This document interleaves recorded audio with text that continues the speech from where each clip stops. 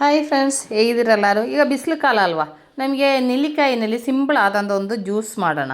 ತುಂಬ ಹೆಲ್ತಿಯಾಗಿರುತ್ತೆ, ತುಂಬ ಟೇಸ್ಟಿಯಾಗಿರುತ್ತೆ. ಫ್ರೆಂಡ್ಸ್, ಅದು ನಮಗೆ ಟೈಮ್ ವೇಸ್ಟ್ ಮಾಡೋದು ಬೇಡ, ಹೇಗೆ ಮಾಡೋದು ಅಂತ ನೋಡೋಣ. ಅದಕ್ಕಾಗಿ ನಾನೊಂದು 3 ನೆಲ್ಲಿಕಾಯಿ ತೊಗೊಂಡಿದ್ದೀನಿ. ಅದರದ್ದು ಬೀಜ ಇಲ್ಲದೆ ಅದು ನೆಲ್ಲಿಕಾಯಿ ನಾನು ಈ ಥರ ಕಟ್ ಮಾಡ್ಕೊತಾ ಇದ್ದೀನಿ.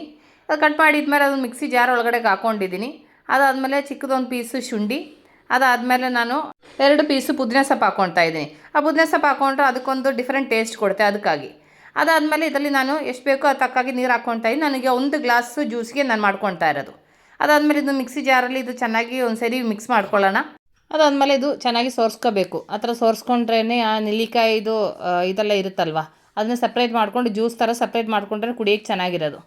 ಅದಾದಮೇಲೆ ನಾನು ಈ ಥರ ಸೋರಿಸ್ಕೊಂಡಿದ್ದೀನಿ. ಅದಾದಮೇಲೆ ಒಂದು ಜ್ಯೂಸ್ ಗ್ಲಾಸ್ ತೊಗೊಂಡೆ. ಅದರಲ್ಲಿ ನಾನು ಸ್ವಲ್ಪ ಸ್ವೀಟಿಗೆ ಸ್ವಲ್ಪ ಜೇನುತುಪ್ಪ ಹಾಕ್ತಾಯಿದ್ದೀನಿ. ಜೇನುತುಪ್ಪ ಹಾಕ್ಬಿಟ್ಟು ಅದ್ರ ಜೊತೆಯಲ್ಲಿ ಈಗ ರೆಡಿ ಮಾಡಿರೋ ಜ್ಯೂಸ್ ಇದೆಯಲ್ಲ, ಅದು ಇದ್ರ ಜೊತೆಯಲ್ಲಿ ಮಿಕ್ಸ್ ಮಾಡ್ಕೊತೀನಿ. ನಾವು ಈ ಥರ ಮಿಕ್ಸ್ ಮಾಡ್ತಾ ಇರೋದ್ರಿಂದ ಜೇನುತುಪ್ಪ ಅದ್ರ ಜ್ಯೂಸಲ್ಲಿ ಚೆನ್ನಾಗಿ ಮಿಕ್ಸ್ ಆಗುತ್ತದೆ, ಮತ್ತು ಮಿಕ್ಸ್ ಮಾಡೋ ಅವಶ್ಯಕತೆ ಇರೋಲ್ಲ. ನೋಡಿ ಎಷ್ಟು ಹೆಲ್ತಿ ಆದಂಥ ಜ್ಯೂಸ್ ಮಾಡಿದೆ ಅಂತ ನೋಡಿ. ಅದು ಕುಡಿದು ನೋಡೋಣ. ಫ್ರೆಂಡ್ಸ್, ನಾನು ಇವತ್ತು ನಿಮ್ಮ ಜೊತೆ ಶೇರ್ ಮಾಡಿರೋ ಈ ಜ್ಯೂಸ್ ರೆಸಿಪಿ ನಿಮಗೆಲ್ಲರೂ ಇಷ್ಟ ಆಯಿತು ಅಂದ್ಕೊಳ್ತೀವಿ. ನೀವೆಲ್ಲರೂ ಒಂದ್ಸರಿ ಟ್ರೈ ಮಾಡಿ ನೋಡಿ, ತುಂಬ ಹೆಲ್ತಿ ಆದಂಥ ಟೇಸ್ಟಿ ಆದಂಥ ಜ್ಯೂಸು.